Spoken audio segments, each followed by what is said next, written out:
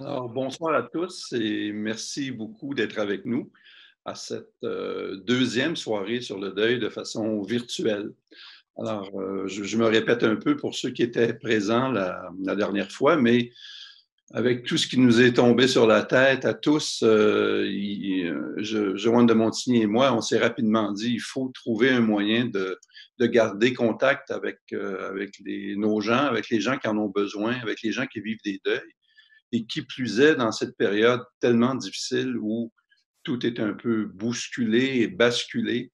Donc, nous voilà donc à vous joindre d'une façon, on pense, qui est assez intéressante, qui n'est pas comme un contact en personne qu'on aurait souhaité, mais jusqu'à temps que cette possibilité revienne, on est heureux de vous avoir là et de vous savoir avec nous. Alors, la plus cordiale des bienvenues à chacun et chacune d'entre vous. On a fait quand même un petit bout de chemin depuis avec toutes ces technologies grâce à une très bonne équipe.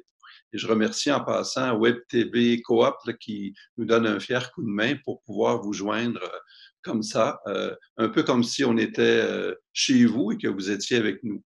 Donc, quelques annonces. Quand je disais qu'il y avait des nouveautés, d'abord, on a eu cette première soirée ensemble il y a 2 mois et vous pouvez retrouver trace de ça sur notre site corporatif rsfa.ca. Donc, voilà, et vous pourrez donc revoir cette soirée sur le deuil. La soirée de ce soir qui se fait en live, en direct, avec Joanne de Montigny et notre invité, sera aussi, va demeurer sur le site web. Donc, si vous avez besoin, si vous avez manqué un bout ou si vous avez des proches, des amis qui voudraient voir ou revoir, vous avez accès.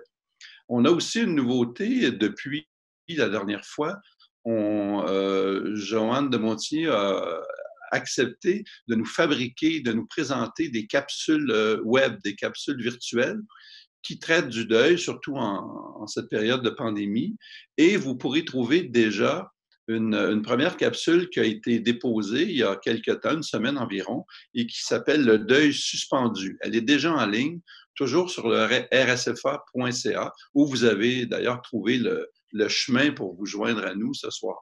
Il y en aura une nouvelle capsule qui s'intitulera le Vivre son deuil en temps de pandémie et elle sera là, on le souhaite, là, dans les prochains jours ou probablement d'ici la fin de cette semaine.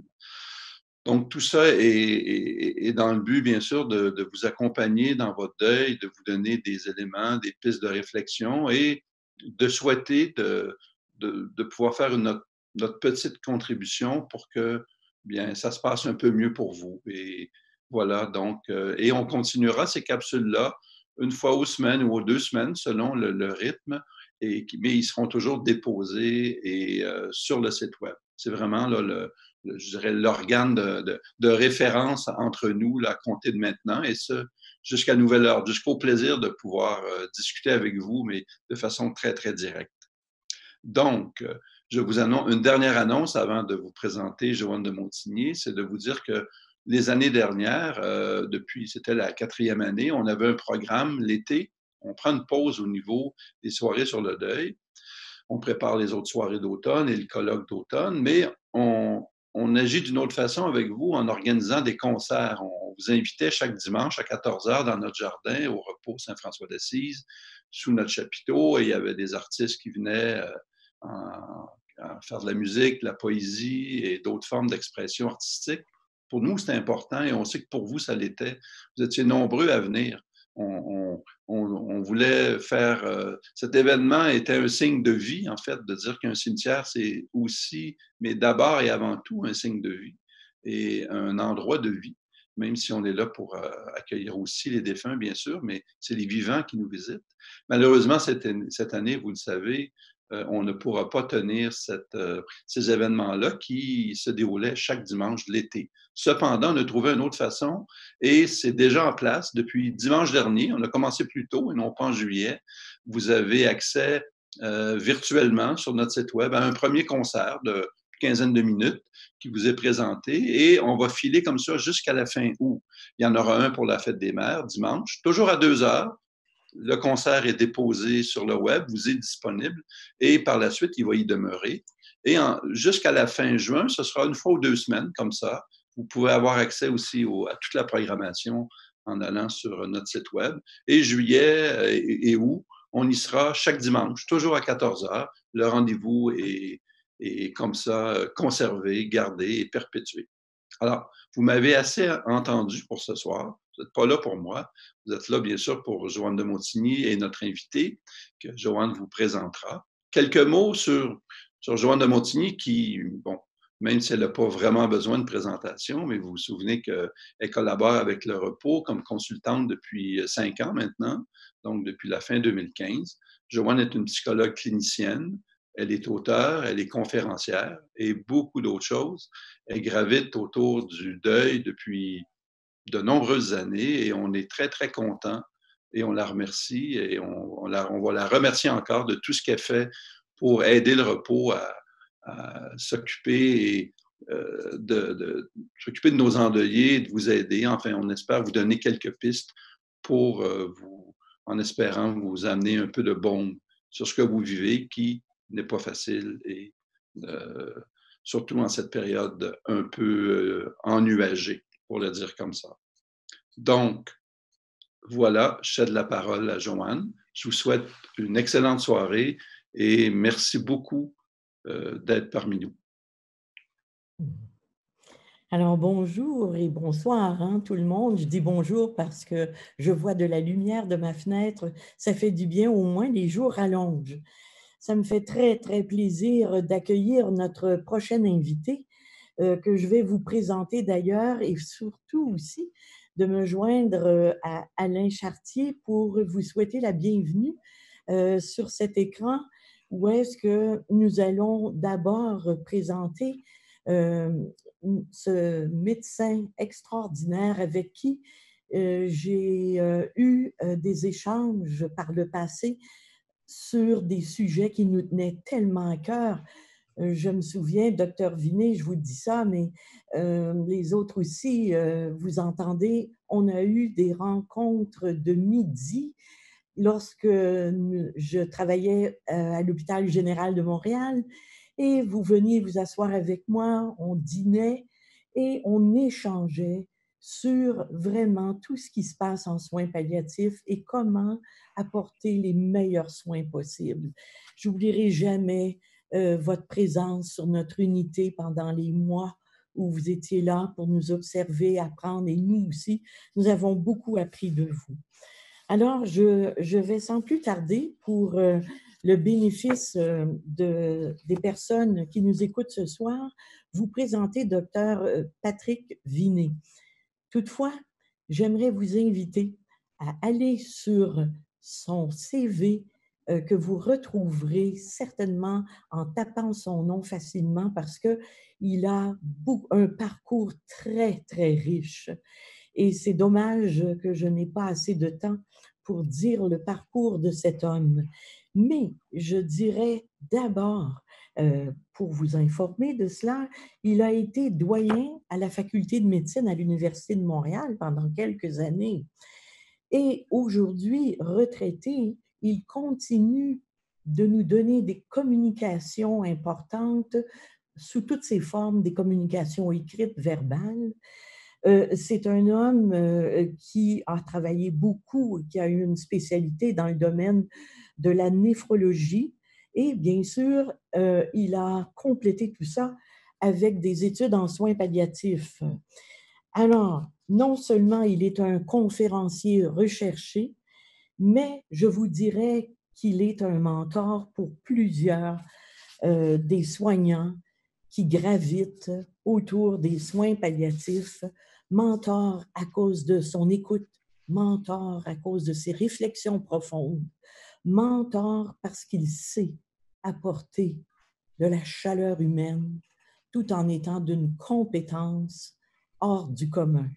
Je suis très fière de vous avoir avec nous, docteur Vinet. Je vous remercie infiniment d'avoir accepté cette invitation et je sais que vous allez faire grand bien avec vos paroles aux personnes qui nous écoutent. Et aussi, les personnes qui nous écoutent le savent. Au terme de votre exposé, nous serons en lien, tout le monde, avec les questions, les commentaires de chacun et nous répondrons, vous et moi, Docteur Vinet, à ce que les gens nous proposent comme commentaires ou comme questions. Je vous cède la parole et je ne vous dirai jamais assez merci. Merci beaucoup, Joanne, merci beaucoup. Alors, vous avez bien compris, mesdames, messieurs, que ce n'est pas un psychologue qui vous parle. Peut-être aussi que vous comprendrez que j'ai fait quelques pas dans le début d'une carrière de fin de carrière en soins palliatifs, en partie avec la sagesse diffusée par Madame de Monsigny. Je suis moi aussi non seulement intéressé, mais très reconnaissant de son invitation à vous parler. Nous savons que parmi vous qui êtes avec nous, plusieurs ont vécu un moment difficile avec un proche, un aimé, une personne que nous avons accompagnée en fin de vie dans un parcours qui s'est trouvé à la fois extraordinairement dérangeant, assez souffrant, parfois très appelant, très innovant. Ce grand dérangement vous laisse toujours surpris. Et je voudrais vous en parler un peu comme je l'ai vu. Moi qui avais des yeux de biochimiste et de néphrologue, qui s'intéressait pendant 40 ans beaucoup plus à la maladie qu'aux malades, et qui tout à coup se trouve devant la réalité des malades et de leur famille. Et qui voit avec étonnement à quel point ce bouleversement qu'une fin de vie vient produire dans ces personnes a des effets très profonds, des effets insoupçonnés, quelquefois des effets qui arrivent un peu sur le tard, et que ces personnes ont le besoin de s'arrêter et de nous parler, et de nous raconter un peu leur histoire. Petite anecdote, j'ai une sœur dont le mari est décédé dans le salon. Il avait un cancer terminal et ce décès était un peu brutal, ça a été traumatisant pour elle. Elle m'a raconté le décès de son mari au moins 20 fois. Et je crois qu'elle avait besoin de me raconter le décès de son mari au moins 20 fois. C'était peut-être les mêmes faits, mais à l'intérieur d'elle-même, quelque chose évoluait lentement. Et cette vision de ce qui lui était arrivé lui a permis de cheminer dans le dialogue. Et je pense que nous sommes tous appelés à cheminer quelque part dans ce dialogue. Pourquoi cheminer? Parce que la fin de vie est un moment extraordinairement inconnu, un moment plein de surprises, plein de peur aussi, un moment que nous allons vivre plus ou moins bien et dont nous aurons besoin de parler. Dans les temps de Covid et dans les temps de distanciation, comment fait-on ça? Ceci est un problème important parce que c'est un besoin comme physiologique, c'est un besoin de santé de pouvoir raconter ce que nous avons vécu, comment nous l'avons vécu, comment nous avons des questions non répondues qui sont sorties de cette expérience et pourquoi ces questions nous taraudent de façon constante et on vit maintenant avec. Comme on vit aussi avec des moments lumineux que l'on n'avait pas espérés, avec des petits bouts de conversation qui sortent comme un jaillissement de feu d'artifice dans un fond qui est plein de nuages et qui nous garde un petit peu de lumière qui a un nom propre, le nom de cette personne que nous aimons. Et donc, pour bien comprendre ce qui se passe, je pense qu'il faut comprendre pourquoi nous sommes si surpris de ce que nous vivons en fin de vie. Et il y a deux raisons pour ça. Des raisons qui ont trait à nous, moi, la personne qui accompagne, puis des raisons qui sont dues aux malades. Regardons brièvement les raisons qui sont dues à nous. Lorsque nous devenons graduellement qui nous sommes, lorsque nous acquérons notre identité, eh bien, c'est un processus qui a été très long. Vous savez, pour savoir qui nous sommes, c'est important pour nous de savoir qui nous sommes. Et nous avons appris progressivement dans la vie qui nous sommes, pas en nous regardant dans un miroir. Quand on regarde sa figure dans un miroir, on ne voit que tous les préjugés que l'on a sur soi-même. Si on a un nez que l'on pense un peu gros, on le voit très gros. Si on a un bouton, on en voit 12. Et on a une vision qui n'est pas une vision objective, qui ne nous apprend pas qui on est. Ce qui nous apprend qui on est, c'est la pupille de l'autre, celui avec qui on vit, celui qui réagit à ce qu'on fait, à ce qu'on dit, celui qui nous approuve, qui nous critique, qui nous désapprouve, celui qui nous accompagne. Et donc, c'est très clair, pour que devenir nous-mêmes, nous avons besoin des autres. Nous leur devons, jusqu'à un certain point, ce que nous sommes. Ah, ils ne nous ont pas créés, mais ils nous ont permis de révéler qui nous sommes. Ils nous ont fait un cadeau, et ce cadeau, c'est une conquête identitaire. Donc, on a besoin de beaucoup des autres. C'est pas par hasard que lorsque l'on a 15 ans, 16 ans, on a beaucoup d'amis. Et on est dans un groupe avec plein de gens, parce qu'on a besoin de plein de miroirs identitaires. Et puis plus tard dans la vie, on finit par se connaître un peu mieux, on se marie, on a un métier, le monde autour de nous nous confirme de notre utilité professionnelle et personnelle. La quête identitaire semble un peu terminée, elle est comme simplifiée. On se passe un peu des autres, on s'occupe un peu de sa vie, de ce qui nous apparaît important, et on est comme presque figé sur un plateau. Est-elle terminée, cette quête identitaire? Et non. Parce qu'un jour, autour de nous, voilà que quelqu'un tombe malade et qu'on ne sait plus très bien quoi faire pour lui. Et quelqu'un qui tombe malade et quelqu'un qu'on aime nous envoie une main tendue, une main qui nous appelle de l'intérieur, d'un appel à laquelle nous ne savons pas très bien comment répondre. Moi, je ne suis pas psychologue, moi, je ne suis pas médecin, et la main qui est tendue, elle n'est pas à un psychologue ou à un médecin, elle est à toi, ton fils, ton frère, ton père. Et cet appel-là t'attire dans un nouvel espace où tu te sens complètement impuissant. Et voilà que toute cette belle compétence qu'on avait accumulée jusqu'ici n'est plus vraiment utile. Et voilà que nous nous sommes tout surpris de s'apercevoir que non seulement nous ne savons plus très bien comment nous comporter avec lui, mais nous voyons que lui-même, le malade, devient différent. Oh, docteur, vous savez, quand j'entre dans la chambre, je me sens tout mal à l'aise. Parce que lui, il est là, malade et en fin de vie, il prend de la morphine, je ne sais pas très bien quoi lui dire. Et j'ai la surprise de voir que c'est lui. C'est lui qui fait des plaisanteries. C'est lui qui me parle de la graduation de ma fille. C'est lui qui me parle des exploits sportifs de mon fils au hockey. J'ai la surprise de voir que c'est un héros que je ne connaissais pas, avec un courage que je ne connaissais pas. Je suis en train de découvrir un papa que je ne connaissais pas. Voilà que le présent est devenu extrêmement différent pour la famille.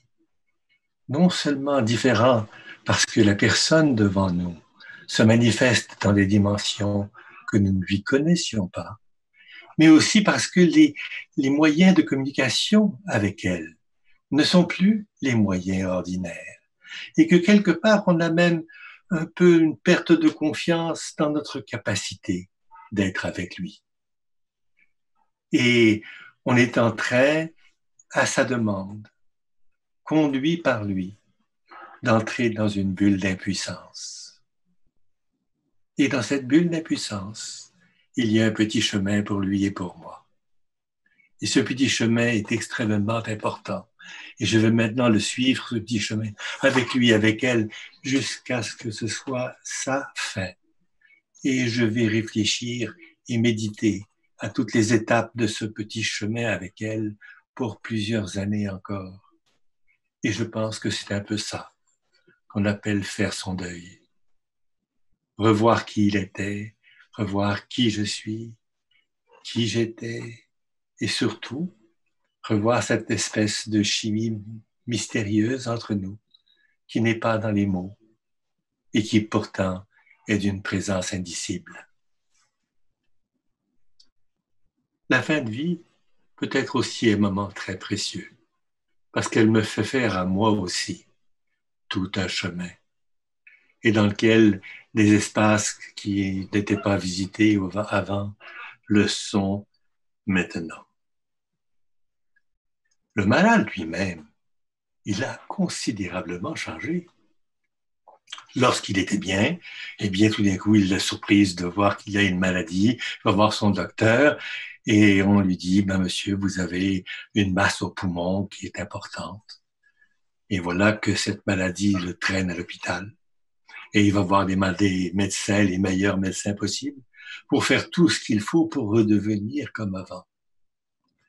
Ce n'est pas le malade qui va à l'hôpital, c'est sa maladie qui l'attire et c'est lui derrière qui vient la présenter et pour dire, écoutez, faites ce qu'il faut, opérez-moi, rayonnez-moi, donnez-moi des médicaments, donnez-moi une diète, je veux guérir. Et au bout d'un certain temps, avec des médicaments puissants qui quelquefois d'ailleurs rendent aussi malade, on peut se retrouver sur une voie qui n'est pas une voie de guérison, qui est une voie qui tranquillement nous oblige à vivre avec une maladie devenue chronique.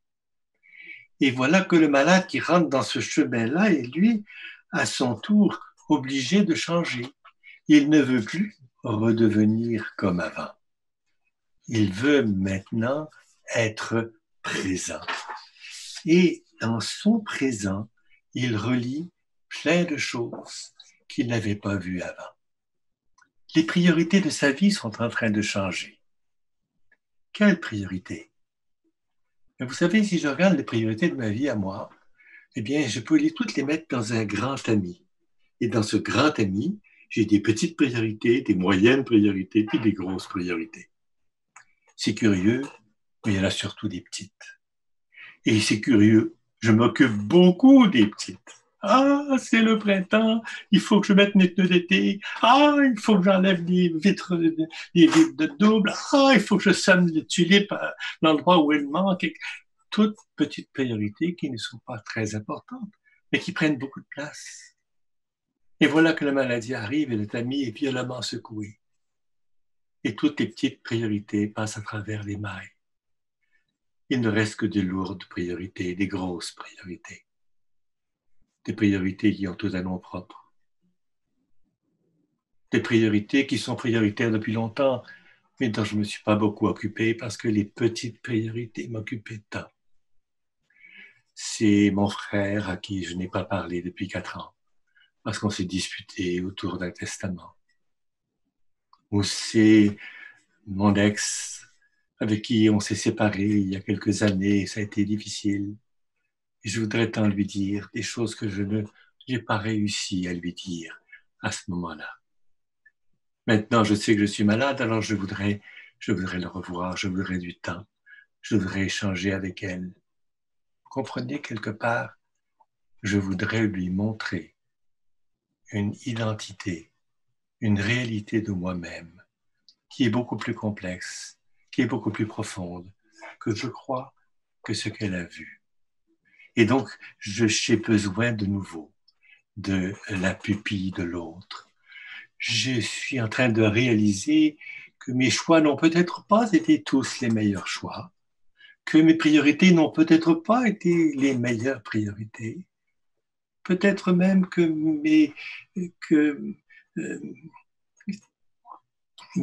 ce qui me motivait n'était pas ce que je pensais réellement être le motif fondamental de mes actions.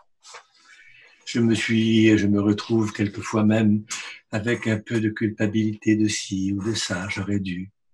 Je n'ai pas fait, je n'ai pas vu, je n'avais pas entendu. Et voilà que le malade qui vit cela se dit maintenant qu'il me reste peu de temps. Alors c'est maintenant, je dois le faire maintenant. Tu sais, ton frère Henri est passé. Et puis tu dormais. Alors je lui ai offert un café.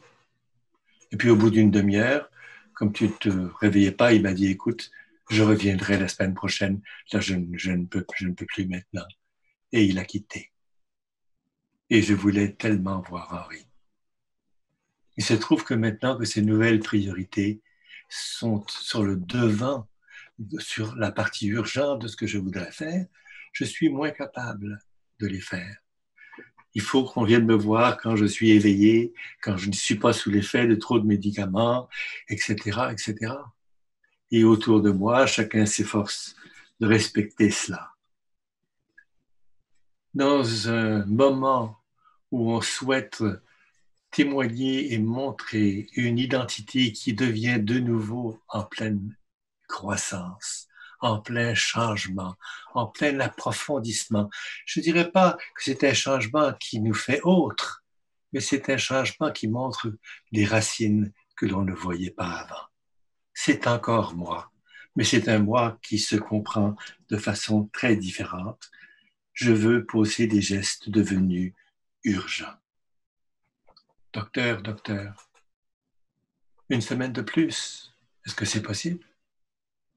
Je voudrais la revoir. Elle vient samedi et j'ai quelque chose à lui dire. Et ce quelque chose à lui dire est tellement important qu'il ne faut pas me donner trop de morphine ce samedi-là. Même si j'ai un peu plus mal, je veux que mon cerveau soit clair. C'est une manifestation identitaire que veut faire ce malade. Et vous avez accompagné les vôtres en train de vivre ce changement identitaire, ces questions identitaires, et en train de vous poser des questions pour se rassurer sur ce que vous avez vu, sur ce que vous avez compris d'eux. Quelquefois même, ils vont prendre un crayon et vous écrire un récit de leur vie avec le point de vue qui est aujourd'hui le leur. Ce n'est peut-être pas celui que vous avez vécu, mais c'est celui que lui est en train de vous exprimer comme étant son expérience. Et il y a là un, un cadeau, un échange dans lequel les identités des uns et des autres deviennent plus profonds, plus riches, plus complexes aussi, et acceptent plus facilement même des ruptures, des cassures, des blessures qui font partie de la vie de chacun et avec lesquelles eux comme nous avons eu à vivre. La fin de la vie est au fond une quête identitaire. Et il est évident que cette quête identitaire, elle va être riche si on est confortable. Alors vous comprenez que le médecin que je suis trouve extrêmement important de trouver le confort, contrôler la douleur, contrôler le mal au cœur, contrôler les difficultés physiques pour laisser à la rencontre des uns et des autres, pour laisser à la rencontre l'espace qu'il faut pour que cette réalité se vive avec richesse, même si elle se vit avec un deuil et une tristesse, parce qu'il va y avoir un arrêt certainement quelque part. Et la famille autour, elle aussi, elle se sent changée dans son identité. Elle aussi, elle se sent bousculée par cette réalité un peu dérangeante. Elle aussi, elle est un peu inquiète parce qu'elle ne sait pas quoi faire. Elle n'est pas experte. Elle fait confiance aux autres. Et tout ce qu'elle peut faire, c'est d'accepter de faire un bout de chemin, de prendre la main, d'écouter, d'échanger, d'écouter et encore d'écouter. Et de faire autour du malade l'espace qu'il faut pour qu'il soit le plus possible lui-même. Ce sera certainement une créativité relationnelle nouvelle à laquelle on n'avait jamais pensé et qui jaillit à l'intérieur de nous comme une source qu'on vient de désensabler. Une source dans laquelle l'écoute, le dialogue et l'accueil intérieur sans jugement, sans parti pris, de cette personne que j'aime et que je découvre un petit peu autrement que je ne la connaissais. Je m'étais fait un petit peu une caricature d'elle. C'est plus facile une caricature. Mais dans la vraie vie, la réalité est plus complexe. Voilà que je suis en train de sortir de ma zone de confort parce que je ne sais pas quoi faire pour elle, sinon d'être accepté, d'être avec elle et de faire un bout de chemin. Un bout de chemin dans lequel ce qu'elle me demande, je lui donne dans l'impuissance. Dans lequel ce qu'elle veut me dire, je l'accueille. Dans lequel ce qu'elle veut être, je l'accueille. Et voilà qu'entre nous, quelque chose vient de se passer. Un petit jet de souffrance est sorti de son cœur à lui. Et il a traversé la pièce. Et il m'a rejoint. Je sais, parce que dans ma poitrine, à moi, il y a un petit lieu où ma propre souffrance habite. Et ce lieu vient d'être rejoint. Il tremble. Je sais qu'il m'a rejoint. Et nous sommes dans un moment de résonance. C'est comme si le la que l'on tape pour donner le la, qui résonne, tous les cordes de l'orchestre le chantent en même temps. Là, c'est un petit peu comme si le résonnement de la vibration de son cœur à lui se mettait à l'unisson du mien. C'est comme si son impuissance et mon impuissance devenaient ensemble un espace de don de soi, un espace de présence, un espace d'acceptation. Ces moments sont suprêmement importants parce qu'ils confirment l'autre dans son identité. Tu es encore là. Je t'accueille comme tu es. Je te vois comme tu es. Je te comprends comme tu es. Je t'accepte comme tu es. Et je le fais avec toutes les petitesses avec lesquelles je vis à l'intérieur de moi-même, car nous sommes tous deux des êtres imparfaits. Vous comprenez que ce moment d'intimité, quand il est vécu dans la famille, avec des proches, laisse des traces profondes. Des traces profondes parce que nous faisons une expérience de nous-mêmes que nous n'avons jamais fait comme ça. Vous comprenez aussi que lorsqu'on est seul et qu'on n'a pas de famille, les bénévoles deviennent des personnes et des visages suprêmement importants pour être auprès des malades et permettre cette expression personnelle qu'ils ont un besoin impérieux de dire à quelques heures, à quelques jours, à quelques semaines d'un départ. Vous savez, la souffrance que l'on dit peut guérir. La souffrance que l'on ne dit pas ne peut pas guérir. Dire me reformule, me rend présent. La rencontre avec l'autre me rappelle qui je suis. Quelquefois même me propulse au-delà de ce que je suis. Je voudrais vous proposer que ce mécanisme identitaire que nous nous donnons les uns les autres soit une réalité fondamentale de l'homme. J'ai quelquefois, je vous le dirai, l'impression que je n'ai vraiment compris une partie de ce qu'est notre humanité qu'au chevet de malades qui partaient dans la paix, bien entourés, au chevet de malades qui partaient dans la détresse, mal entourés, avec cette demande hurlante de faire quelque chose pour eux, que je pouvais quelquefois faire et quelquefois que je ne pouvais pas faire. Est-ce que la rencontre est susceptible de changer réellement notre identité? Bien sûr. il arrive qu'à la fin d'une conversation, nous ayons le courage de dire des choses que l'on n'a jamais pu dire avant, ni voulu dire avant. Et cette confidence est une confidence importante.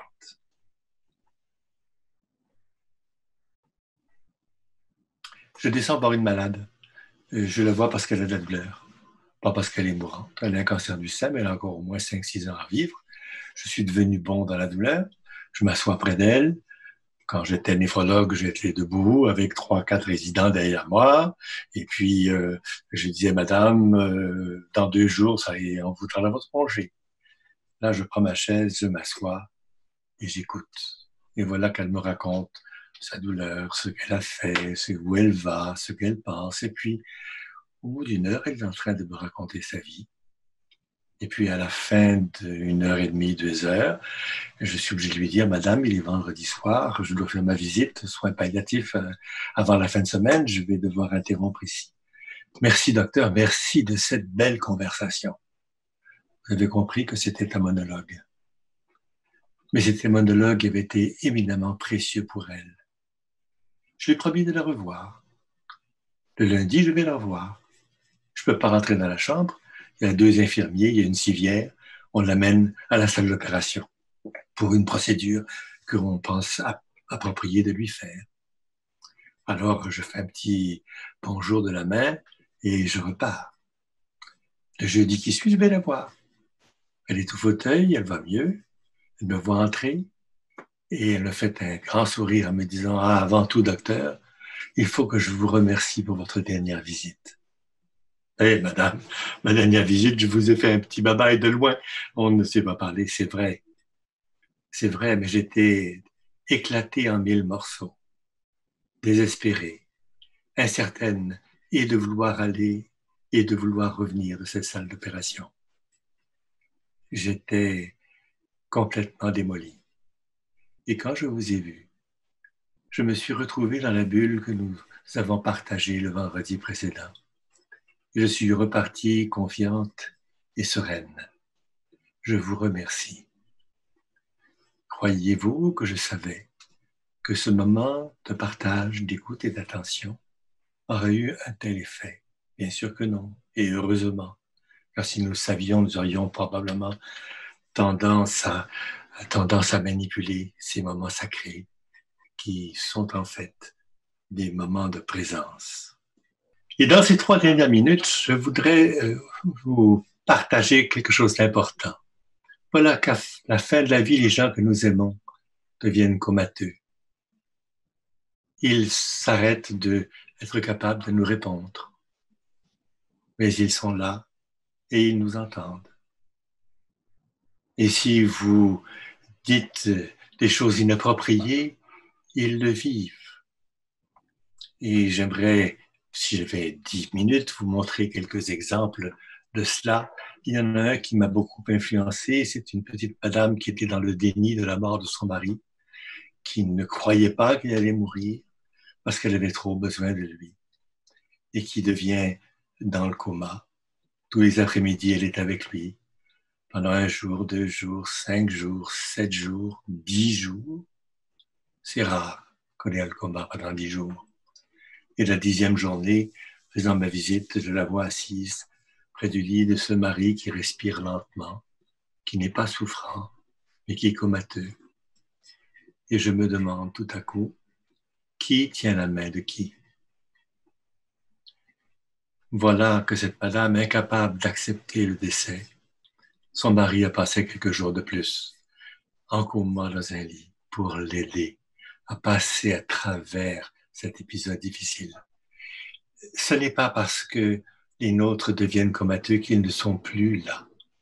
Ils sont encore là longtemps. Bien sûr, il vient un moment où ils ne sont plus là du tout, mais on ne sait pas très bien quand ce moment arrive. Et nous avons donc, même lorsqu'ils ne sont pas là, une espèce de responsabilité de leur parler, de leur dire qu'on est là, qui est dans la chambre, qui est venu les voir, et quelquefois de leur dire que l'on accepte leur départ. Ça fait partie de ce que les familles font spontanément depuis longtemps.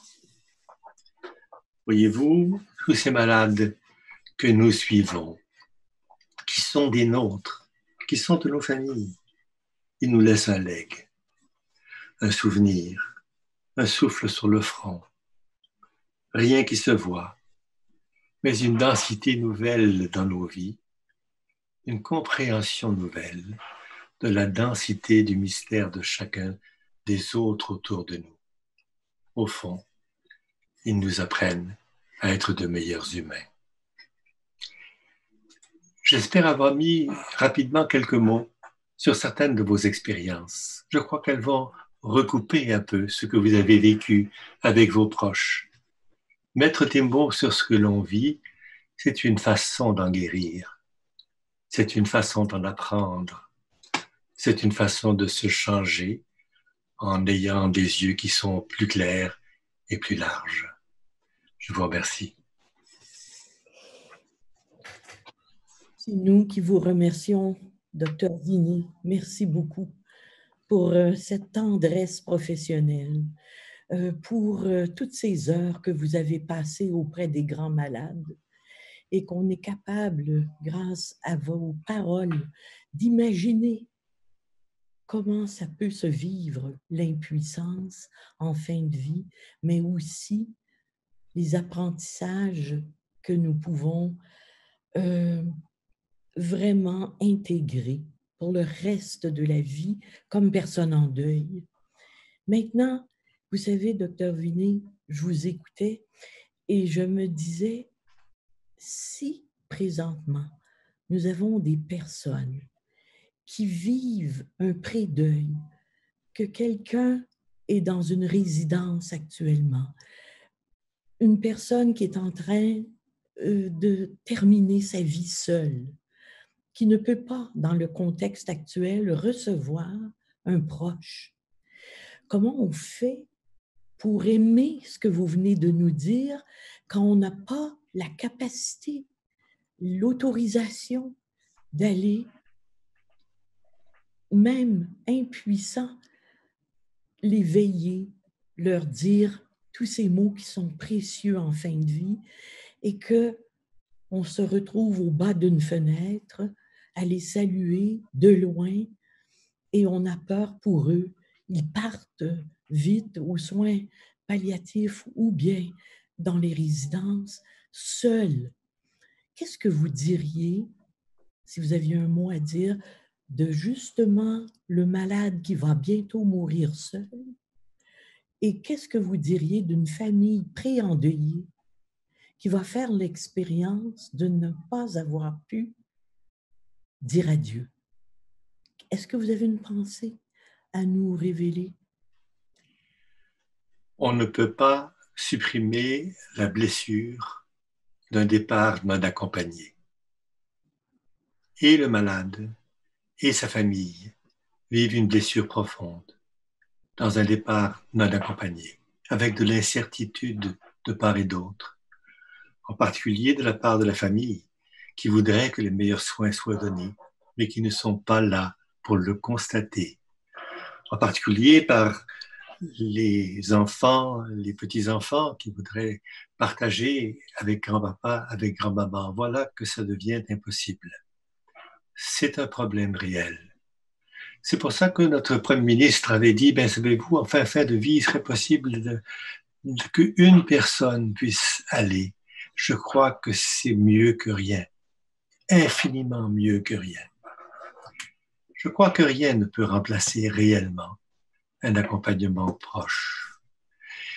Je dirais même que je ne suis pas sûr que le moyen électronique que nous utilisons et avec lequel nous faisons, parce que nous avons besoin de ce moyen pour passer par-dessus les barrières, soit accessible réellement aux personnes en fin de vie. C'est accessible pour nous, en pleine possession de nos moyens, peut-être pas pour les malades. Je ne vois donc pas de très bonne solution. Je pense qu'il faut que cette pandémie finisse et que nous retrouvions des façons sécuritaires avec ce qu'il faut en masque, en vitre sur le visage, en gants, pour être capable d'être ensemble. parce que même avec un masque, c'est infiniment mieux de tenir la main de celui qu'on aime et de lui parler, ou de celle qu'on aime et de lui parler en présentiel. Je ne vois pas de bonne alternative. Je pense qu'il n'y en a pas. D'accord.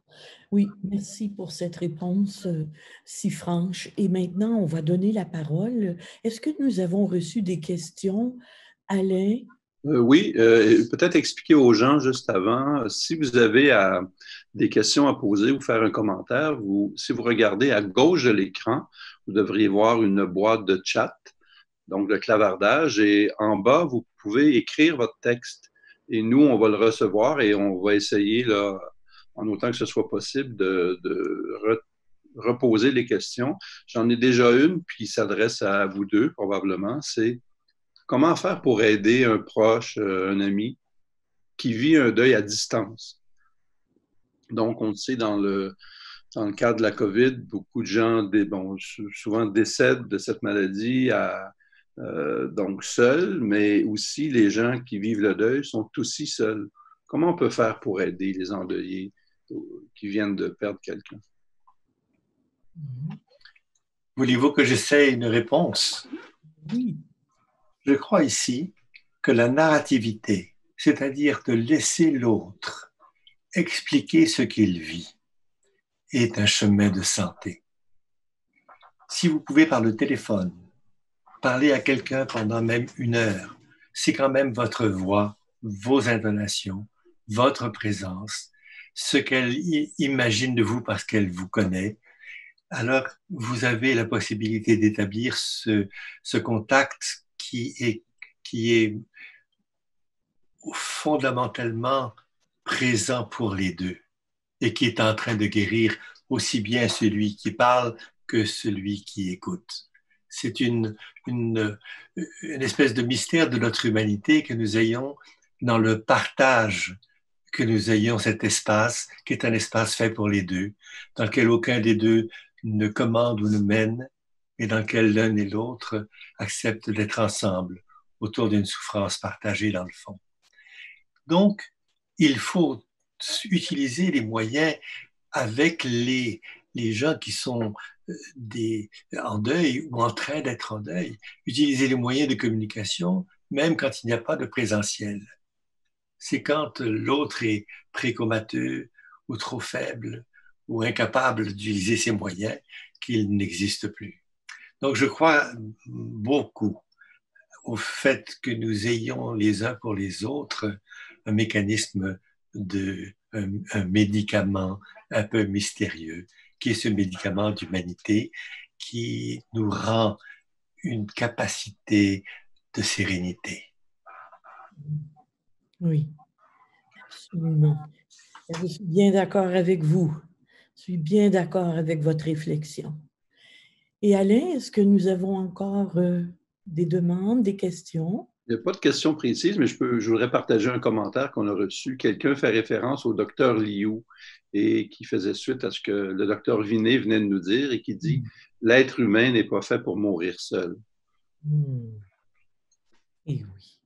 Je crois que c'est vrai. Je voudrais vous faire une réponse historique. Vous savez, dans les plaines de Sibérie, qui se trouvent très, très, très loin en URSS, on a découvert des petits monticules. Et voilà, avec une pelle, un archéologue a découvert ce monticule et en dessous du monticule, il y avait des pierres et en déblayant les pierres, on voit que c'était une tombe. Et on voit une petite madame qui est allongée dans cette tombe, les genoux sous le menton, un petit brin de laine pour attacher les deux bras avec ses objets précieux autour d'elle, ses bijoux. Et tout est arrangé et on voit absolument clairement que cet enterrement a été fait avec une attention extraordinaire. Ça s'est passé il y a 10 000 ans. Est-il possible que l'on enterre une personne ainsi sans l'avoir accompagnée auparavant, d'une infinie tendresse également?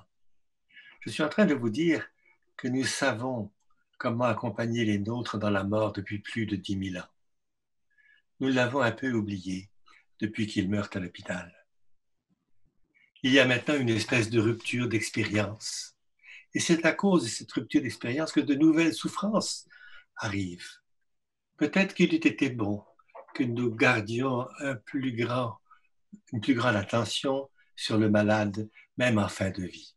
L'homme du XXe et du XXIe siècle, même du XIXe, s'est intéressé à la maladie, pas au malade. A investi pour la maladie et a fait des choses magnifiques. Mais a peut-être oublié que derrière chaque maladie, il y a des malades qui ont à vivre avec cette maladie et qu'il faut aussi s'occuper du malade. Et que peut-être la chose la plus cruelle que l'on puisse faire à un malade, c'est de ne lui parler que de sa maladie et pas de comment il vit tout cela. De le réduire à sa maladie et de ne pas voir qu'il est infiniment plus grand que sa maladie et que son humanité a besoin qu'on s'adresse à lui ailleurs que dans le seul champ de la science de la santé. Ce n'est pas pour juger négativement les sciences de la santé, mais c'est pour dire qu'elles ne sont pas seules et qu'elles ne peuvent pas occuper tout le champ.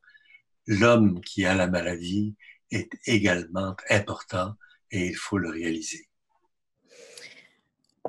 J'aimerais vous demander quelque chose, docteur Vinet. J'ai une sorte de réflexion sur celui ou celle qui va mourir seul.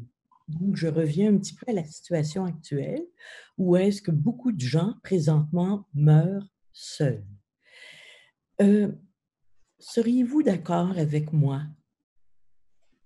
que si c'était votre cas, vous seriez là à penser à celle que vous aimez, à vos enfants, à vos proches, et qui ne peuvent pas venir vous voir, mais vous sentiriez, peut-être grâce à votre sagesse ou grâce au constat que nous faisons présentement, que ce n'est pas à cause des familles qu'ils meurent seuls, mais à cause d'une pandémie et de la COVID-19 hors de l'ordinaire. Alors, vous ne pensez, moi j'ai confiance en l'être capable de rassembler en lui les souvenirs, l'amour qui, en fin de vie, ne s'évanouit pas, au contraire. Si vous fermez vos yeux présentement et vous pensez à celle que vous aimez, vous allez la voir et pourtant elle n'est pas là. Donc, j'aimerais dire, moi, aux endeuillés ou pré-endeuillés actuellement, que peut-être il faut faire confiance aux mourants, que lorsqu'ils meurent en apparence seuls, ils meurent habités par toutes les personnes qui l'ont aimé. Joanne, je pense que nous sommes des êtres habités. Vous et moi, nous sommes habités. Et il y a plein de visages qui sont à l'intérieur de moi-même, qui résument des pans entiers de ma vie, qui ont été comme des petites lumières qui m'ont guidé sur le chemin pendant un certain temps, puis qui sont arrêtées, d'autres se sont allumées. Oui, nous sommes des êtres habités. Oui, c'est vrai que lorsque nous sommes déprivés du contact humain, il reste cette réalité intérieure. Je pense cependant que plus on évolue dans la maladie, moins c'est facile d'avoir accès à ces richesses intérieures, à les rendre présentes, et en avoir ce don de sérénité et d'acceptation. Donc, je pense que rien ne remplace réellement la présence, surtout lorsqu'un être se sent se transformer très rapidement. Il n'est plus tout à fait celui qu'il était. Et il veut se montrer comme il est maintenant. Il y a une espèce de mise à jour du processus relationnel qui devient comme importante et urgente. Et elle est formidable. Je pense que dans la mesure du possible, il faut essayer de rendre un présentiel approprié en fin de vie. Ceci dit, c'est vrai que dans toutes les situations difficiles de la vie, quelquefois, il y a des ressources que l'on ne connaît pas qui apparaissent. Et je suis loin d'être certain qu'il n'y ait pas de ressources pour des gens qui n'ont pas d'autre choix que cette solitude-là. Je n'en suis pas certain. Ce que je sais, c'est que c'est très possible, mais je ne peux pas en témoigner. Je peux témoigner que la présence fait une différence. Et si vous me permettez, hein, je vous dis ça parce que un jour, malheureusement, ça m'est arrivé d'être en train de mourir, ou presque, et j'ai fermé mes yeux. J'étais seule, personne pour me tenir la main. Et j'ai fait ça. J'ai fermé mes yeux. Et peut-être que c'est pas la même situation, mais j'étais quand même gravement blessée et faible. Et j'ai vraiment senti que les personnes que j'aimais étaient avec moi, que si elles avaient pu être là, elles l'auraient été. Et ça m'a permis de m'envelopper intérieurement en les imaginant avec moi. Sincèrement, je me suis sentie accompagnée à la toute fin de ma vie, avant de renaître grâce à la médecine et à tous ceux qui m'ont sauvée. Mais sincèrement, j'ai vécu ça. C'est anecdotique, ça ne veut pas dire que d'autres vivent ça, mais ça me, comment je dirais, ça m'apaise de penser que d'autres familles qui n'ont pas eu l'occasion de voir un enfant mourir dans un accident d'auto, seul peut-être, et qu'ils auraient tellement aimé l'accompagner. Parce que là, nous parlons des personnes malades en fin de vie, et vous avez raison, c'est pour ça qu'on est là ce soir de parler de ce sujet. Mais je sais qu'avec nous ce soir, il y a des gens qui se sont connectés parce qu'ils vivent différents deuils. Et je pense à toutes ces personnes qui n'ont pas eu l'occasion de dire adieu et qui n'ont pas eu l'occasion de tenir la main à la personne qui agonisait. Et j'aime l'expérience que j'ai ressentie en dedans. J'aime croire que d'autres, peut-être, la vivent aussi pour réconforter ceux qui restent. Mais j'aime aussi votre vérité, votre expérience, votre façon de dire que sans cette main auprès de nous, sans cette pupille qui nous regarde encore jusqu'au bout, je le comprends, j'ai travaillé 30 ans dans le domaine et j'ai bien vu tout l'amour qui pouvait se passer là-bas. J'ai vu aussi des conflits où ce n'était pas possible comment dire, faire l'expérience, la merveilleuse expérience que vous nous partagez ce soir. J'ai vu aussi des gens avoir du mal à mourir ou ne pas aimer exactement qui était là en fin de vie, qui aurait voulu que ce soit quelqu'un d'autre de la famille.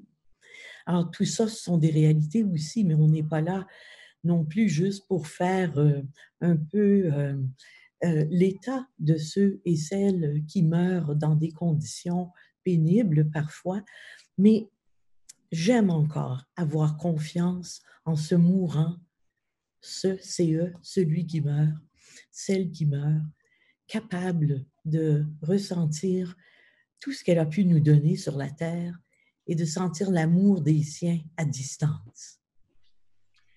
Joanne, il faudrait vous inventer, parce que vous avez une vision, si vous n'étiez pas là, il faudrait vous réinventer.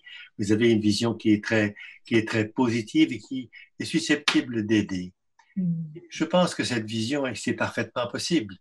Nous ne contrôlons pas beaucoup de choses, nous assistons, quelquefois avec émerveillement, à ce qui est en train de se passer dans cette chambre.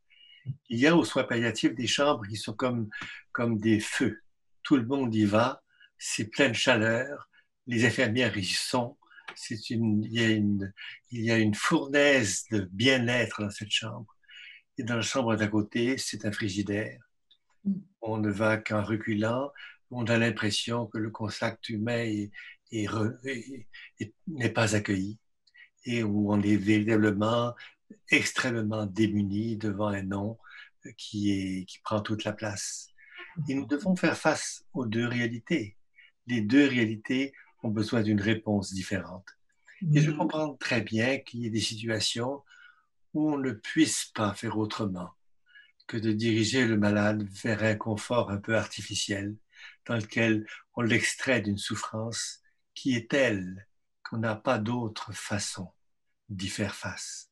Et ceci me semble absolument acceptable et absolument correct, mais un peu difficile pour la famille qui voit que tout à coup le malade n'est plus présent. Il n'y a pas de situation parfaite. Par ailleurs, la fin de la vie n'est pas qu'un calvaire. C'est aussi une découverte.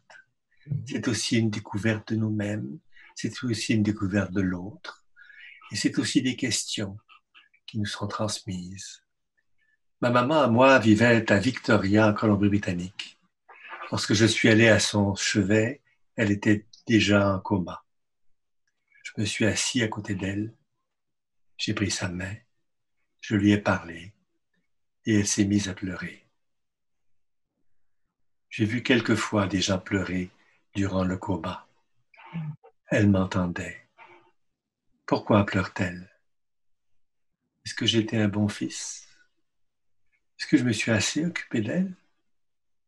Est-ce que j'étais suffisamment présent dans ces derniers jours de maladie alors que nous vivions à 6000 kilomètres l'un de l'autre? Est-ce que j'ai appelé assez suffisamment? Voilà qu'une question à laquelle il n'y a pas de réponse vient de surgir entre nous. Et cette question me met en question moi-même. Je suis obligé de regarder et de dire, je ne sais pas si j'ai fait tout ce qui est possible. Je n'en suis pas certain, mais j'ai fait ce que j'ai pu. Et je vais vivre avec ce que j'ai réussi à faire, avec ce que j'ai pu. Et ceci va m'aider quand même à vivre. Et je crois comme vous que peut-être elle a eu à des ressources, accès à des ressources intérieures qui ne venaient pas de moi. J'aurais été si content qu'elles viennent de moi. On a quelqu'un du public qui nous fait part d'un événement qui est, cette personne-là a accompagné son père aux soins palliatifs et très peu de temps avant son décès, elle a dit à son père, ben, tu devrais, c'est temps pour toi de partir, va rejoindre ceux que tu aimes, ceux qui t'attendent. Et elle s'est fait reprocher par un prêtre, que je comprends, qui était à la chambre et qui a voulu la prendre en aparté à l'extérieur là, pour lui faire certains reproches. Elle a mal vécu ça et elle se demande qu'est-ce que vous en pensez. Je pense que les malades partent quand ils sont prêts. Et qu'un malade qui n'est pas prêt ne part pas. Voilà une madame qui est en coma depuis 3-4 jours et le mercredi après-midi, le travailleur social rentre dans la chambre et dit à la fille qui est là, nous avons trouvé une belle place pour François. François, c'est un trisomique 21 qui vivait avec sa maman et qui était dépendant d'elle. Et tant qu'elle n'a pas entendu « Nous avons trouvé une belle place pour François », elle n'est pas morte. Je pense à cette madame qui entend, vous savez, ma sœur d'Australie va arriver samedi. Et sa maman dans le coma va vivre jusqu'au samedi soir. La fille arrive, elle parle à maman qui ne peut pas répondre. Et quelques minutes après, maman est partie. Les gens partent un peu lorsqu'ils le souhaitent, lorsqu'ils sont prêts. Et il arrive que dans des familles, les gens qui partent aient besoin qu'on leur dise « Oui, papa, tu peux partir. Nous pouvons vivre avec cela. » Ce mot-là peut être absolument approprié lorsque la circonstance autour est appropriée. Il y a une espèce de bon sens en dessous de cela.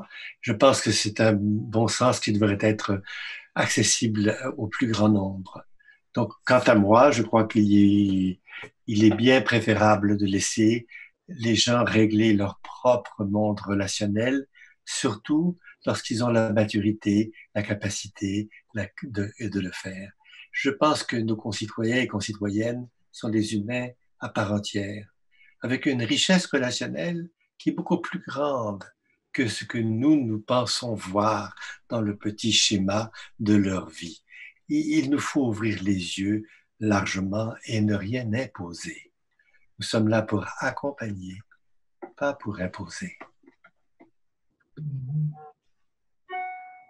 Comment peut-on aider des endeuillés à surmonter la culpabilité?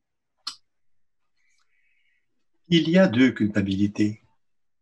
Il y a une culpabilité qui est réelle, parce qu'on a réellement posé des gestes ou eu des attitudes qui n'étaient pas appropriées, on le reconnaît maintenant.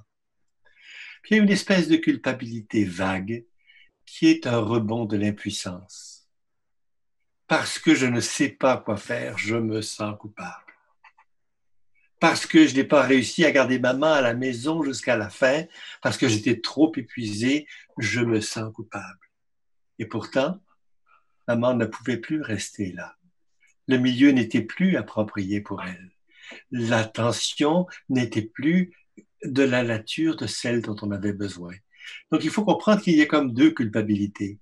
Une espèce de culpabilité réelle qui exige que nous regardions dans les yeux la réalité de ce que nous avons vécu et que nous fassions la paix avec cette culpabilité. Non pas pour l'évacuer, mais pour l'accepter et vivre avec elle comme un tremplin pour faire mieux. Puis il y a une autre culpabilité qui est beaucoup plus informe et qui, au fond, n'est pas absolument réelle. Elle est en fait un signe d'impuissance. Il va donc falloir accepter de marcher dans l'impuissance et d'accepter que nous ne sommes pas capables de répondre à tout et que c'est normal que nous nous en sentions coupables. Pour moi, ce n'est pas du tout du même ordre et je crois encore ici que la narrativité, c'est-à-dire de laisser l'autre expliquer pourquoi il se sent coupable. Alors, il va entendre dans ses propres mots les raisons de sa culpabilité. Et quand celle-ci n'est au fond qu'un signe d'impuissance, il va être capable de la sublimer et de passer à travers. Je rajouterais une petite chose. Euh, Dans le deuil, quand les personnes se sentent coupables, mais ne le sont pas, mais se sentent coupables, c'est une sorte de témoignage d'amour. C'est un peu comme si la personne qui nous dit je me sens coupable, j'entends j'aurais voulu donner le meilleur de moi-même et encore plus que je ne l'ai fait. Et j'entends est-ce que vous saisissez tout l'amour que je lui portais? Donc, si je me sens coupable, le lien que les gens font, hein, c'est un lien affectif plus que logique, c'est si je me sens coupable, c'est donc que je l'aimais. Je l'aimais parce que j'aurais voulu lui donner encore plus. Alors les gens sont même inquiets s'ils ne ressentent pas la culpabilité au début du deuil. Vous l'avez dit là, c'est un sentiment tout à fait normal, très, très souvent associé au deuil, justement associé à l'impuissance, mais aussi à beaucoup d'amour. Parce que si je ne le pleure pas, si je ne me sens pas coupable, est-ce que j'ai su aimer? Et c'est parfois une question piège que les gens se posent à eux-mêmes. Et c'est un temps, ça dure quelques mois. Bien sûr, quand la culpabilité se prolonge, c'est plus difficile à porter.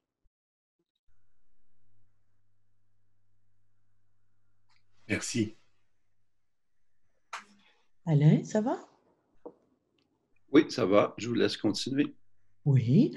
Alors, est-ce que bientôt, on a quoi, peut-être 5 minutes, Alain? Est-ce que tu... Oui, encore 5-10 minutes, là. Encore 5-10 minutes? D'accord. Alors, si on devait conclure ensemble, hein, docteur Vinet, euh, vous gardez en dedans de vous des expériences très, très fortes. Et on dirait que ça vous porte encore et que tout ce que vous nous transmettez vient beaucoup de ces expériences que vous avez vécues comme médecin accompagnant, comme comme personne au chevet du malade, comme témoin privilégié, parce que nous sommes privilégiés à ce stade de la vie d'être dans la chambre avec les familles sans trop s'imposer, un témoin discret. Euh, vous diriez quoi, vous, par rapport à la mort, si vous pensez à la vôtre? Vous espérez être accompagné? J'espère ne pas être seul. J'espère surtout être accompagné de personnes avec qui j'ai une relation intense, d'affectivité, d'amour, de présence. Je crois qu'il y a un lien entre nous avec nos enfants, par exemple, qui, qui est insondable, qui est immense, qui est plus grand que ce que l'on en comprend. Et je souhaiterais que ce lien soit là, non pas comme une source de souffrance, mais comme une source de sérénité. Je pense que nous sommes des êtres qui sont temporairement dans le présent, physiquement, psychologiquement, par la vie et par la mort. Nous sommes toujours que temporairement dans le présent. Il n'y a que des petits bouts d'entre nous qui sont dans cette conversation et des petits bouts qui sont un peu ailleurs. Et je pense qu'en fin de vie, on devrait essayer de résumer tout cela et le résumer de façon la plus efficace et la plus simple possible et pas forcément la plus verbale possible, de la façon la plus humaine possible. Et cette humanité-là, je crois qu'elle est porteuse d'un rayonnement. Je crois qu'elle est porteuse c'est une source de vie. Je crois qu'elle va faire de nous de meilleurs vivants après et de ceux qui sont autour de moi aussi de meilleurs vivants après parce qu'ils seront plus sensibles à cette réalité humaine qui est un fluide entre nous, qui fait que nous avons une véritable relation de sororité ou de fraternité, que nous sommes vraiment responsables les uns des autres. Et que cette responsabilité-là doit s'exprimer avec délicatesse et avec beaucoup d'attention, avec beaucoup de simplicité, sans essayer d'en faire porter le poids à personne, mais en essayant de ne fermer la porte à personne. C'est difficile d'être un homme. Je pense que 400 malades ou 500 malades qui sont morts dans le service dans lequel je travaillais m'ont énormément appris de ce qui convient de voir pour vivre comme un être humain réussi.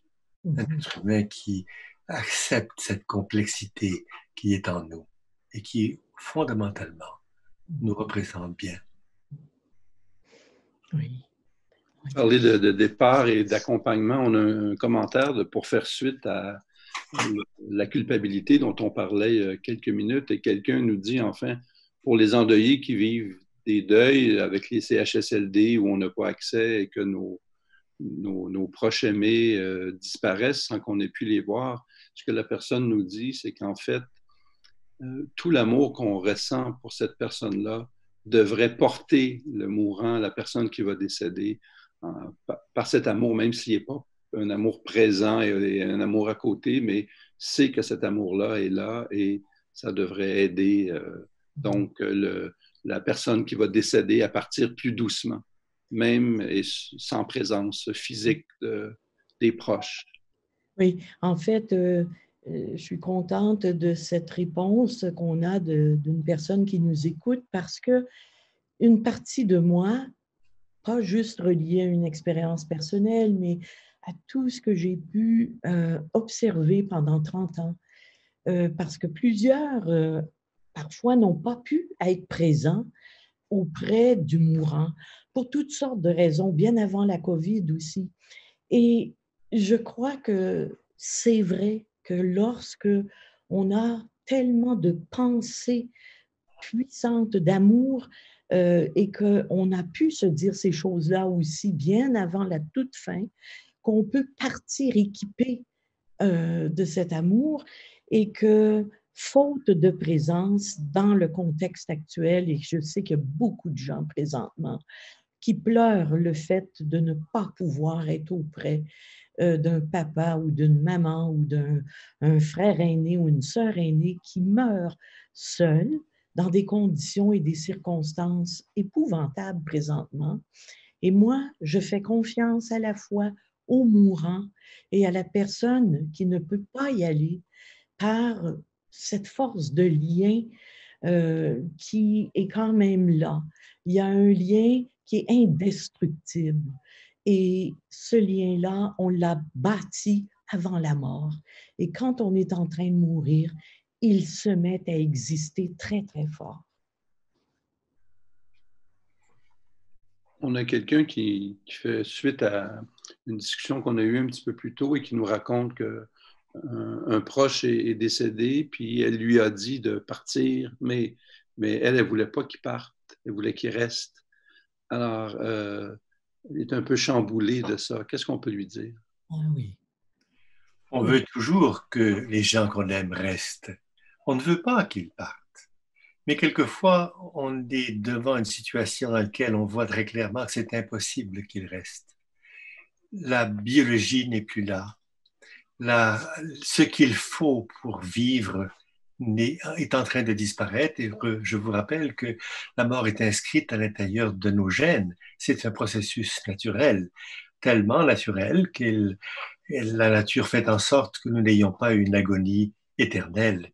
Elle accélère les choses pour que nous partions plus vite que prévu. Lorsque nous essayons de prédire combien de temps il reste à vivre à une personne malade, la plupart du temps, on surestime largement le temps qu'il leur reste. Parce que la nature va intervenir et faire en sorte qu'il reste un peu moins de temps. Donc je crois que quelque part, le phénomène du mourir fait partie de ce que nous sommes. Et même si on le souhaitait, il est impossible de renverser cette dynamique qui va amener à la fin de la vie. La fin de la vie est une réalité humaine. Cette réalité fait partie de nous de toujours. Elle fait partie, je dirais, de notre définition même. Nous sommes des êtres qui recherchent l'éternité, mais nous ne sommes pas des êtres d'éternité. Oui, et c'est vrai pour cette personne aussi de rajouter que cette ambivalence, hein, docteur Vigny, elle est presque inévitable. Oui. On est rempli de paradoxes. Je ne veux plus que tu souffres, alors va ton chemin, mais ne me quitte pas. C'est comme si on dit deux phrases dans une seule, mais deux phrases qui s'opposent et qui s'unissent. Maintenant, j'aimerais dire aussi à cette personne, juste pour nous faire sourire un peu tout le monde, que même durant la vie, si c'est une dame là, qui nous pose la question ou un homme, Alain, est-ce qu'il y a un prénom sans nous le dire? Peut-être la personne ne veut Oui, pas. c'est une dame. Une dame.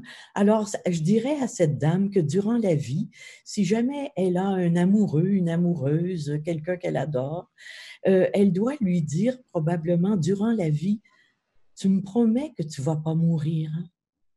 On dit ça, nous, durant la vie, aux gens qu'on aime. Hein? On sait bien, quelque part, intellectuellement, qu'ils vont mourir. Mais effectivement, c'est presque insoutenable. Alors, durant la vie, on dit, fais-moi la promesse que tu ne vas pas mourir. On sait bien que c'est fou et que ça n'a pas de sens. Mais c'est juste pour dire que quand la personne arrive à la fin, on est encore un peu dans cette position-là. Je ne peux pas croire qu'il est en train de mourir. Je ne peux pas croire qu'elle est en train de mourir. C'est si difficile à croire. C'est si difficile à intégrer cette fin de vie, ce déclin physique.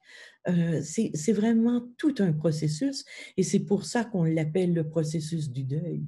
Et ceux qui accompagnent un proche avant sa mort, il a fait une petite partie du deuil parce qu'il était dans cet accompagnement sachant que la mort était annoncée. D'autres qui nous écoutent ce soir n'ont pas pu accompagner la personne qui s'est suicidée, par exemple, ou la personne qui a vécu un grave événement de noyade ou quoi. Et c'est là où c'est tellement difficile d'intégrer que la perte est irréversible et qu'elle est permanente. Mais à ce moment-là, je crois qu'on peut encore aimer très fort la personne dans l'invisible. Et je vais juste dire une dernière chose. Si ce virus est invisible et qu'il nous fait si peur, eh bien, il y a beaucoup d'amour invisible qui nous aide à passer au travers. Il n'y a pas que le virus qui demeure invisible. Merci beaucoup, Joanne. Je pense que c'est très précieux. Je vous dirais, je vous ai parlé quelques minutes de ma maman qui est décédée très loin de moi. Je devais, pour lui parler, prendre le téléphone. Depuis son décès, elle habite dans mon cœur et je lui parle directement. Mm. Elle est toujours présente à sa façon. Mais c'est une présence originale, c'est une présence réelle. Je pense que c'est la même chose pour tous ceux que nous aimons réellement. Nous internalisons leur réalité, leurs pensées, même leurs réactions. Comment aurais-tu fait dans telle situation? Et elle me dit ce qu'elle aurait fait. Et c'est exactement ce que j'aurais pensé si je m'étais posé la question. Donc entre nous, il y a un espace de partage qui va plus loin que le décès physique. Et cet espace de partage est très puissant et très heureux si on est capable de lui donner la place qu'il mérite. Donc, je pense que votre réponse à ce sujet est extrêmement éclairante. Mm. Alors voilà. Peut-être avant de quitter, un dernier commentaire qu'on a reçu, et il y aurait un lien peut-être avec la médecine et l'humanisme aussi. Quelqu'un nous raconte qu'il a accompagné un proche, il l'accompagnait depuis de nombreuses années, qui était dans un CHSLD, et à cause de la COVID, en fait, il n'a pas pu, il s'est fait refuser l'accès, et la personne est malheureusement décédée. Non pas de COVID, mais peut-être de détresse, peut-être de déséquilibre ou d'un paquet d'autres facteurs. Donc, c'est difficile à vivre parce qu'on sent une injustice, et en même temps, ça met un peu la lumière sur tous les effets et les décès collatéraux de la COVID, c'est-à-dire les gens qui, par manque de soins, on a vu, il y a eu ça fait la manchette ce week-end, par suicide, par désespoir, par découragement, bon, enfin, et j'en passe. Alors, est-ce qu'on pourrait conclure en ayant un mot sur tous ces effets, ces décès collatéraux, et tous ces gens qui crient au manque d'humanisme de nos structures là, de soins? Mais je conclurai, moi, en disant que le confinement, présentement, nous donne l'occasion de réfléchir beaucoup, beaucoup à tout ce que nous avons abordé ce soir, donc la relation humaine, ce que nous bâtissons ensemble durant la vie pour que nous puissions porter à jamais ce qu'on est devenu grâce à l'autre. Je crois que le confinement nous permet de ressentir un petit peu qu'est-ce que c'est qu'une solitude, qu'est-ce que c'est que des grands malades depuis des années vivent parfois au creux d'un lit. Et pour la personne qui a formulé ce commentaire, il a quand même fait un accompagnement avant cette mort seule de ce malade. Et je suis certaine que ce malade a dû s'en imprégner avant de partir. Et c'est vrai qu'il y a beaucoup de souffrance présentement. Il y a beaucoup de personnes qui ont des idées noires, mais la vie est forte, et je crois que à l'occasion, celui ou celle qui se suicide vient nous dire je suis parti, aurez-vous le courage de vivre pour moi? Aurez-vous le courage de continuer? Je crois qu'il y a des messages, elle nous a passé un flambeau qu'elle ne pouvait plus tenir. Alors, je pense très fort à ces familles qui sont éprouvées, et je me dis que heureusement, de plus en plus, il va y avoir de l'aide, il va y avoir du soutien. Le deuil, de plus en plus, est devenu un phénomène, un thème qui nous unit, tout le monde, et on le met aujourd'hui à la surface de tout ce que nous connaissons parce qu'il est trop évident pour en faire fi. On ne peut pas sacrifier toutes ces belles années que nous passons ensemble au dernier moment en se disant « je suis seule ». Il faut aussi dire « j'ai connu la vie ». Et c'est la vie aussi qui triomphe jusqu'au bout. Même pour cette dame qui est partie, elle a vécu jusqu'au bout à sa manière. Et je crois qu'on peut, encore une fois, grâce à vous autres, je dirais à la direction du cimetière qui avez ouvert vos portes un jour à dire comment aider les familles, comment être avec eux. Et depuis 2015, vous faites cela. Et je suis fière de m'associer à vous autres pour pouvoir vraiment, comme ce soir et comme on le fera autrement, apporter un peu de soutien et de réconfort. Et c'est vrai, docteur Vinet, que le fait de pouvoir échanger avec les êtres humains, le fait de mettre des mots, on est comme ça, les êtres humains, on a besoin de nommer ce qui fait une boule à l'intérieur de nous et qui va se libérer par une parole. Alors, merci beaucoup. Je ne sais pas, Alain, si on peut se quitter maintenant ou si tu vois que quelqu'un avait posé quelque chose qui te semble important à dire avant de partir. Je voudrais juste dire un dernier mot avant de partir. Les gens qui meurent seuls, souvent sont dans des institutions. Il y a là des infirmières, il y a là du personnel, dont certains sont très souvent extraordinairement humains.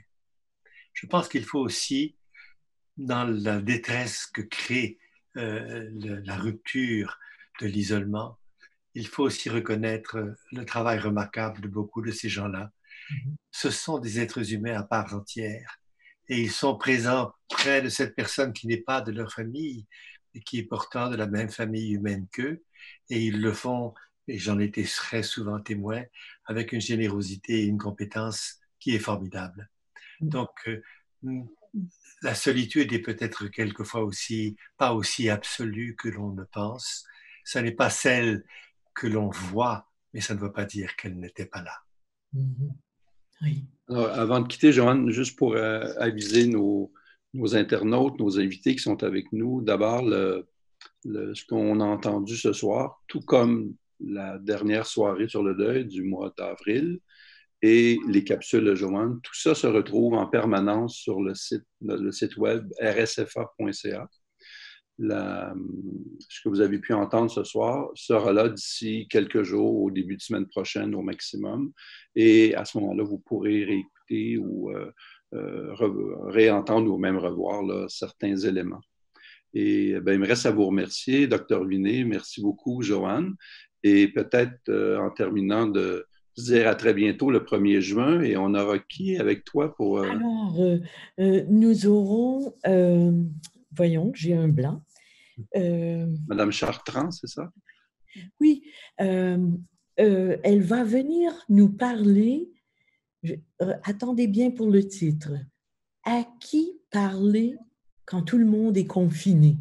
Alors, ça te fait un petit peu la suite de ce qu'on a dit ce soir. Comment et à qui parler quand tout le monde est confiné?